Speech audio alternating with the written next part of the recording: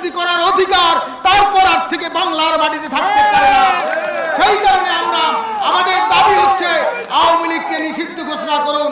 এই স্বৈরাচারী সংগঠন, স্বৈরাচারী ফ্যাসিবাদী সংগঠন বাংলাদেশ লুট করে নিয়ে গেছে, বাংলাদেশ খালি করে গিয়েছে, হাজার লক্ষ কোটি টাকার মালিক হয়েছে তারা।